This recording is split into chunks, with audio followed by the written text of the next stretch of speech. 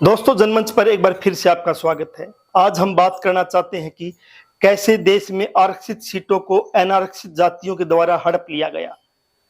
अभी ताजा मामला सुप्रीम कोर्ट के फैसले अनुसूचित जातियों को मिल रहे आरक्षण में वर्गीकरण के आधार पर आरक्षण का प्रावधान हो। इस फैसले के बाद पूरे मुल्क में शेड्यूल कास्ट की जातियों में विवाद छिड़ गया है। हरियाणा में सरकार ने अनुसूचित जातियों का एससी और डीएससी के नाम में से शिक्षा में वर्गीकरण किया हुआ है।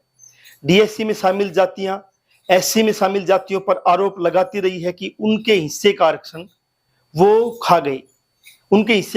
खा गए। ये गंभीर मसला जरूर है, इस पर चर्चा होनी चाहिए। जनमंच सिलसिलेवार इस पर चर्चा करवाएगा भी कि आरक्षण खा गए या नहीं खा गए, या किसने उनके आरक्षण को खा लिया। लेकिन इससे भी गंभीर मसला उन अनारक्षित जातियों का है जिन्होंने आरक्षण की शुरुआत से ही कभी भी ईमानदारी से आरक्षण को लागू नहीं होने दिया। उन्होंने बेईमानी करते हुए आदिवासी, दलितों व पिछड़ों के आरक्षण को सिर्फ खाया ही नहीं, चबा चबा कर हजम भी कर लिया। इसलिए आज सरकारी संस्थानों में आरक्षण के अनुपात में नौकरियां नहीं हैं। 50% आरक्षण के बावजूद 50% आरक्षित वर्ग के लोग नौकरियों में नहीं हैं।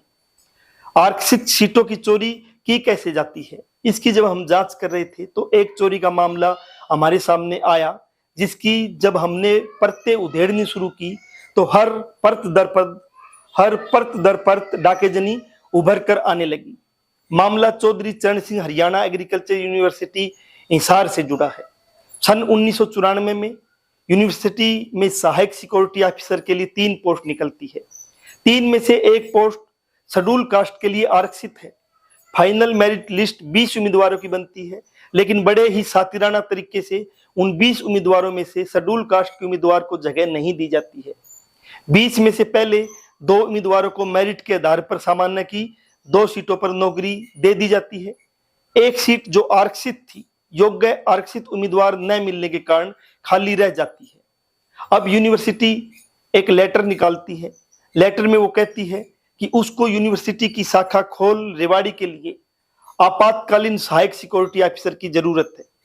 इसलिए शेड्यूल कास्ट की सीट जो खाली रह गई थी उसको खोल भेज दिया जाए, उसको खोल ट्रांसफर कर दिया जाए।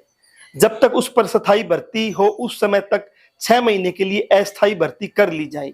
अब अस्थायी भर्ती के नाम पर जो 20 उम्मीदवारों की लिस्ट बनी थी, उस लिस्ट में जो 10वें नंबर पर थे सुखबीर सिंह बिश्नोई, उसको अस्थायी 6 महीने के लिए भर्ती कर लिया जाता है। सुखबीर सिंह बिश्नोई जो मेरिट लिस्ट में 10वें नंबर पर थे, उससे पहले 8 उम्मीदवार थे, वो नहीं लगाए गए, लेकिन सुखबीर सिंह बिश्नोई जो अनारक्षित जाति से आते हैं को लगा लिया गया, क्योंकि सुखबीर सिंह बिश्नोई को 6 महीने के लिए अस्थायी लगाया गया था। इसलिए 1995 में दोबारा से यूनिवर्सिटी ने कुछ नौकरियों के लिए आवेदन मांगे। उन नौकरियों में सहायक सिक्योरिटी ऑफिसर शेड्यूल कास्ट की सीट पर भी आवेदन मांग लिया गया, लेकिन 2 साल तक इन आवेदनों का ड्रामा चलता रहा और आखिर 1997 में भर्ती को रद्द कर दिया गया। इसके लिए यूनिवर्सिटी का नोटिस आपके सामने सब कुछ बयां कर रहा है, किस प्रकार उसको रद्द किया गया। सुखबीर सिंह बिश्नोई जो मेरिट को धत्ता बताते हुए अनारक्षित जाति का होते हुए आरक्षित सीट पर 6 महीने के लिए काबिज हुआ था, उसकी नौकरी सुचारू रूप से चल रही थी। 10/2/2004 को यूनिवर्सिटी सरकार की नीति के अनुसार 3 साल पुराने एडहॉक कर्मचारियों को पक्का कर देती है। सुखबीर सिंह आरक्षित सीट पर पक्का हो जाता है। अनारक्षित सीट से शामिल हुआ सुखबीर सिंह आरक्षित सीट पे पक्का हो जाता है। वर्तमान में सुखबीर सिंह मुख्य सुरक्षा इंचार्ज है। आरक्षित सीट को कैसे अनारक्षित जाति के द्वारा हड़प लिया गया, लेकिन कहीं इस चोरी के खिलाफ आवाज नहीं।